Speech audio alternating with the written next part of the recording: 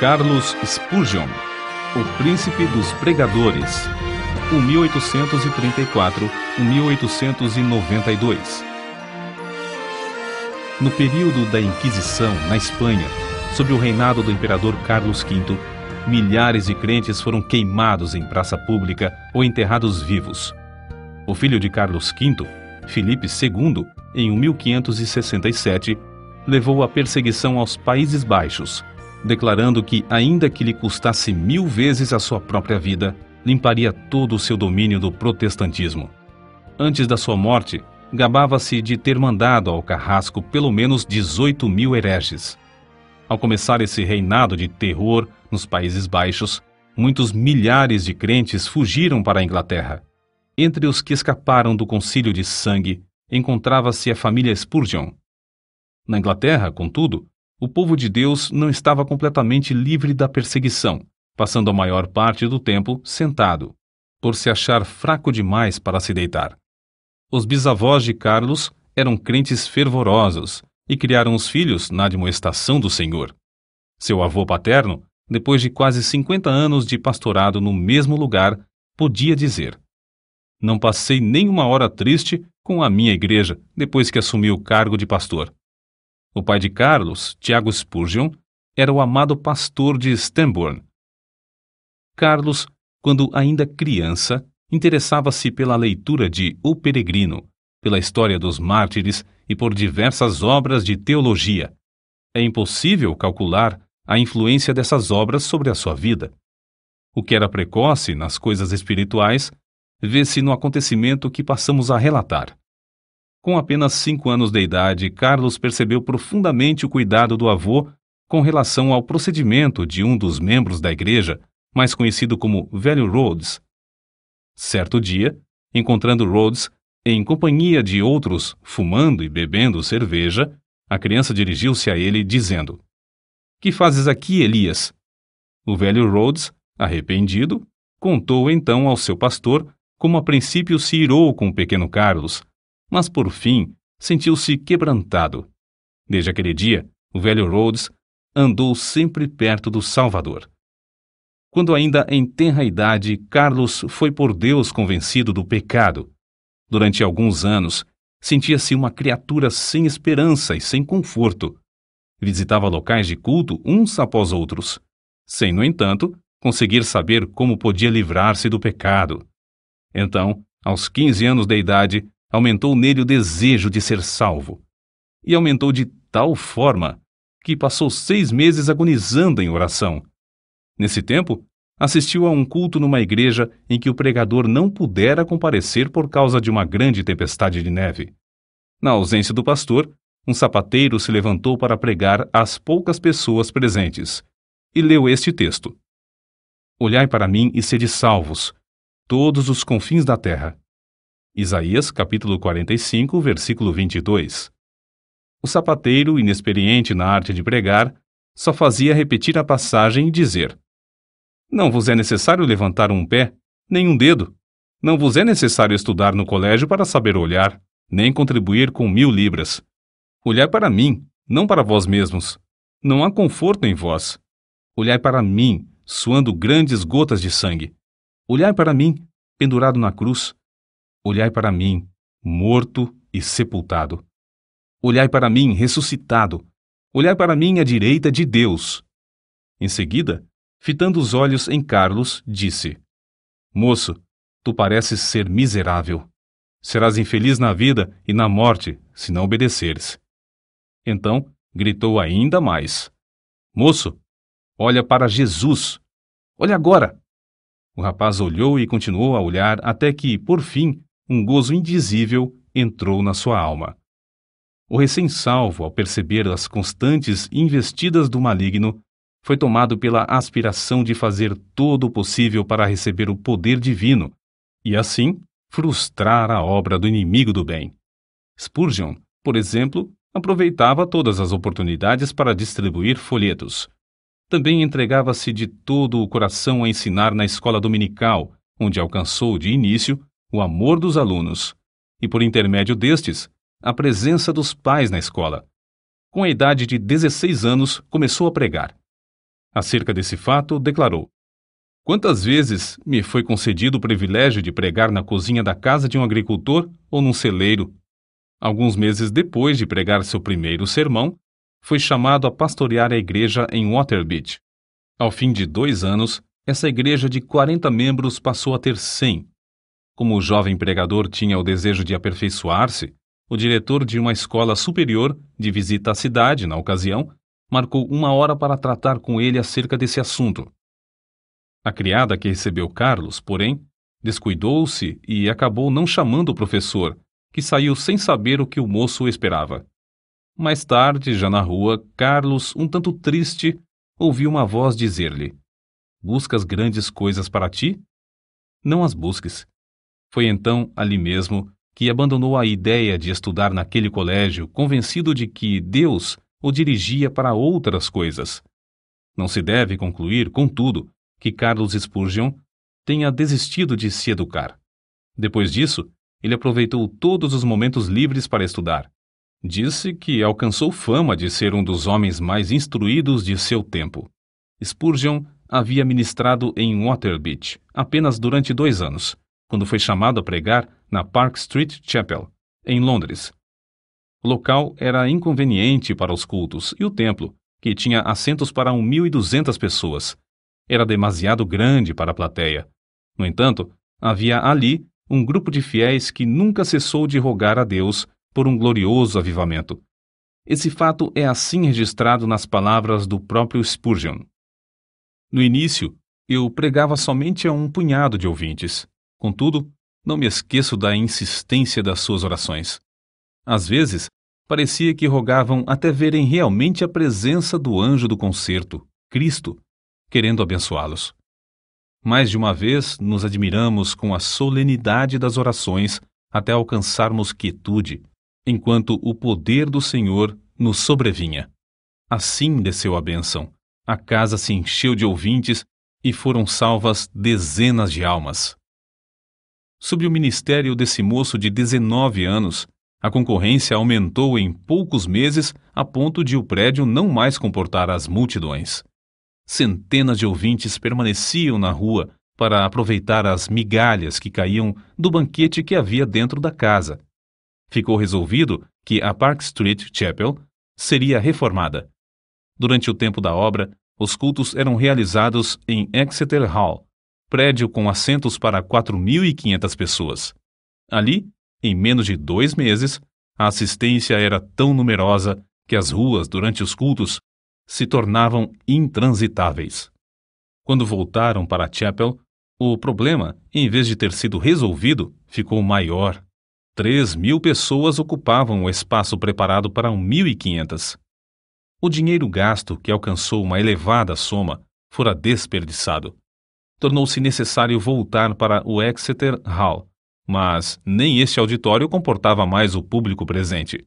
A igreja, então, tomou uma atitude espetacular. Alugou o Surrey Music Hall, o prédio mais amplo, imponente e magnífico de Londres, construído para diversões públicas. As notícias de que os cultos haviam passado do Exeter Hall para o Surrey Music Hall eletrificaram toda a cidade de Londres. O culto inaugural foi anunciado para a noite de 19 de outubro de 1856. Na tarde do dia marcado, milhares de pessoas para lá se dirigiram para achar assento. Quando por fim o culto começou, o prédio no qual cabiam 12.000 pessoas estava superlotado e havia mais 10.000 fora que não puderam entrar. No primeiro culto no Surrey Music Hall, notaram-se vestígios da perseguição que Spurgeon teria de encarar. Após a leitura das Escrituras, os inimigos da obra de Deus se levantaram, gritando: "Fogo! Fogo!" Apesar de todos os esforços de Spurgeon e de outros crentes, a grande massa de gente alvoroçou-se e movimentou-se em pânico, de tal modo que 7 pessoas morreram e 28 ficaram gravemente feridas.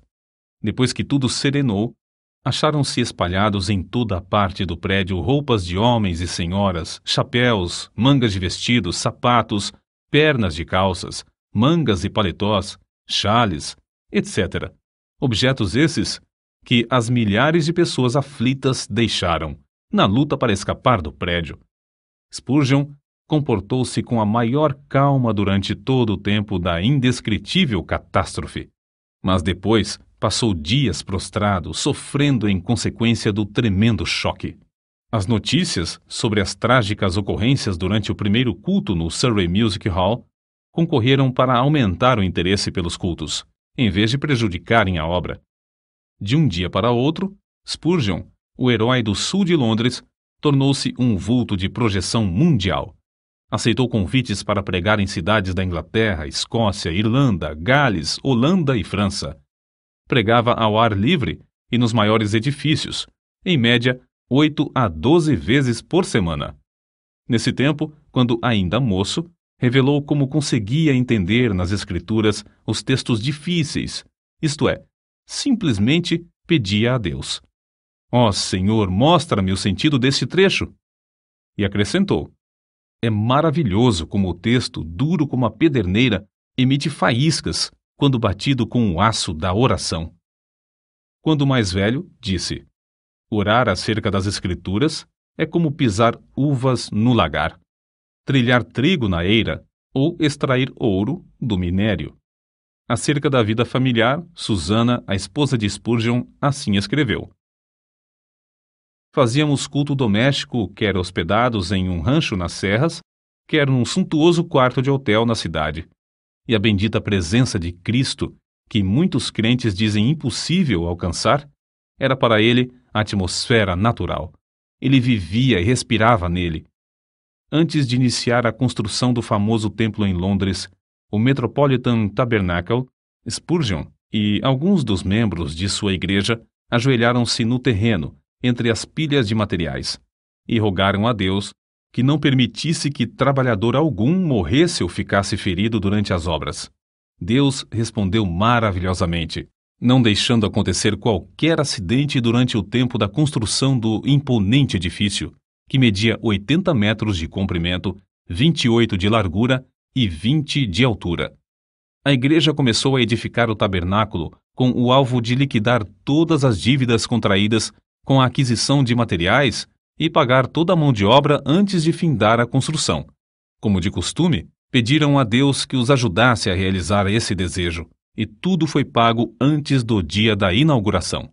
O Metropolitan Tabernacle foi acabado em março de 1861. Durante os 31 anos que se seguiram, uma média de 5.000 pessoas se congregava ali todos os domingos, pela manhã e à noite. De 3 em 3 meses, Spurgeon pedia aos que já haviam feito parte da assistência que se ausentassem.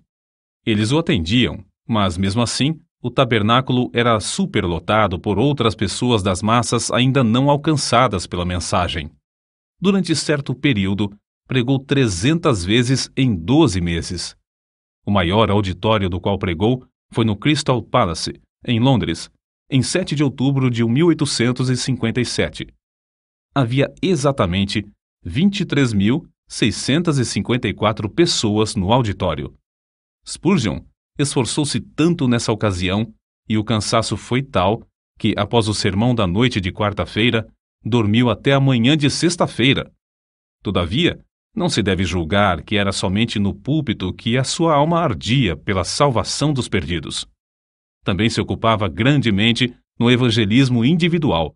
Nesse sentido, citamos aqui o que certo crente disse a respeito dele: "Tenho visto auditórios de 6.500 pessoas inteiramente levadas pelo fervor de Spurgeon, mas ao lado de uma criança moribunda que ele levava a Cristo, achei-o mais sublime do que quando dominava o interesse da multidão." Parece impossível que tal pregador tivesse tempo para escrever. Entretanto, os livros da sua autoria constituem uma biblioteca de 135 tomos. Até hoje, não há obra mais rica de joias espirituais do que A Tesouraria de Davi, 7 volumes sobre os Salmos, escritos por Spurgeon. Ele publicou tão grande número de sermões que, mesmo lendo um por dia, nem em 10 anos o leitor os poderia ler todos. Muitos foram traduzidos em várias línguas e publicados nos jornais do mundo inteiro. Ele mesmo escrevia grande parte da matéria para seu jornal A Espada e a Colher. Título este inspirado na história da construção dos muros de Jerusalém no tempo angustioso de Neemias. Além de pregar constantemente a grandes auditórios e de escrever tantos livros, esforçou-se em vários outros ramos de atividades. Inspirado pelo exemplo de George Mueller, fundou e dirigiu o orfanato de Stockwell. Pediam a Deus e recebiam o necessário para levantar prédio após prédio e alimentar centenas de crianças desamparadas. Reconhecendo a necessidade de instruir os jovens chamados por Deus a proclamar o Evangelho e, assim, alcançar muito maior número de perdidos, fundou e dirigiu o Colégio dos Pastores. Esse trabalho foi marcado pela mesma fé em Deus demonstrada na obra de cuidar dos órfãos. Impressionado com a vasta circulação de literatura viciosa, formou uma junta de vendagem de livros evangélicos. Dezenas de vendedores foram sustentados e milhares de discursos feitos, além de muitas toneladas de escrituras e outros livros terem sido vendidos de casa em casa. Acerca de tão estupendo êxito na vida de Spurgeon, convém notar o seguinte: nenhum dos seus antepassados alcançou fama. Sua voz podia pregar às maiores multidões, mas outros pregadores sem fama gozavam também da mesma voz. O príncipe dos pregadores era, antes de tudo, o príncipe de joelhos. Como Saulo de Tarso, também entrou no reino de Deus agonizando de joelhos. No caso de Spurgeon, essa angústia durou 6 meses. Depois, assim aconteceu com Saulo. A oração fervorosa virou um hábito na sua vida.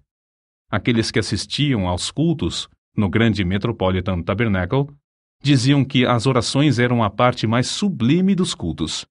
Quando alguém perguntava a Spurgeon a explicação do poder na sua pregação, o príncipe de joelhos apontava para a loja que ficava sob o salão do Metropolitan Tabernacle e dizia: na sala que está embaixo, há 300 crentes que sabem orar.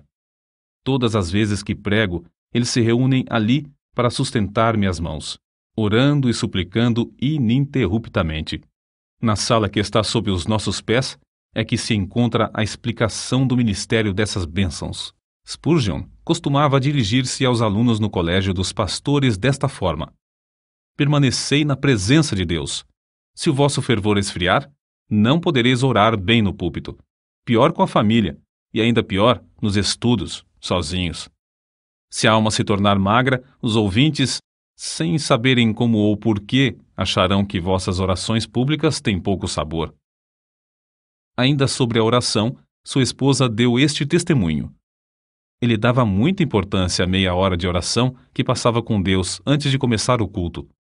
Certo crente também escreveu a esse respeito: sente-se durante a sua oração pública que ele é um homem de bastante força para levar nas mãos ungidas as orações de uma multidão. Isto é a ideia mais grandiosa de sacerdote entre Deus e os homens. Convicto do grande poder da oração, Spurgeon designou o mês de fevereiro de cada ano no grande tabernáculo para realizar a convenção anual e fazer súplicas por um avivamento na obra de Deus. Nessas ocasiões, passavam dias inteiros em jejum e oração que se tornava mais e mais fervorosa. Não só sentiam a gloriosa presença do Espírito Santo nesses cultos, mas era-lhes aumentado o poder com frutos abundantes. Na sua autobiografia consta que, desde o começo do seu ministério em Londres, pessoas gravemente enfermas foram curadas em resposta às suas orações. A vida de Spurgeon não era vida egoísta e de interesse próprio. Juntamente com sua esposa, fez os maiores sacrifícios para colocar livros espirituais nas mãos de um grande número de pregadores pobres, e ambos contribuíam constantemente para o sustento das viúvas e órfãos. Recebiam grandes somas de dinheiro, mas davam tudo para o progresso da obra de Deus. Não buscava fama, nem a honra de fundador de outra denominação, como muitos amigos esperavam. A sua pregação nunca foi feita para sua própria glória, porém, tinha como alvo levar os ouvintes a Deus através da mensagem da cruz. Considerava seus sermões como se fossem setas e dava todo o seu coração empregava toda a sua força espiritual em produzir cada um deles. Pregava confiando no poder do Espírito Santo, empregando o que Deus lhe concedera para, abre aspas, matar, fecha aspas, o maior número de ouvintes. Charles Haddon Spurgeon recebia o fogo do céu estudando a Bíblia, horas a fio, em comunhão com Deus. Cristo era o segredo do seu poder. Cristo era o centro de tudo para ele. Sempre e unicamente Cristo. J.P. Freud disse: quando Spurgeon orava, parecia que Jesus estava em pé ao seu lado. As suas últimas palavras no leito de morte, dirigidas à sua esposa, foram: ó querida, tenho desfrutado um tempo muito glorioso com meu Senhor. Ela, ao ver, por fim, que seu marido passaria para o outro lado, caiu de joelhos e, com lágrimas, exclamou: ó bendito Senhor Jesus! Eu te agradeço o tesouro que me emprestaste no decurso destes anos. Agora, Senhor, dá-me força e direção durante todo o futuro. 6.000 pessoas assistiram ao culto do funeral. No caixão estava uma Bíblia aberta na passagem usada por Deus para convertê-lo. Olhai para mim e sede salvos, todos os confins da terra. O cortejo fúnebre passou entre centenas de milhares de pessoas postadas em pé nas calçadas. Os homens descobriam-se à passagem do cortejo e as mulheres choravam.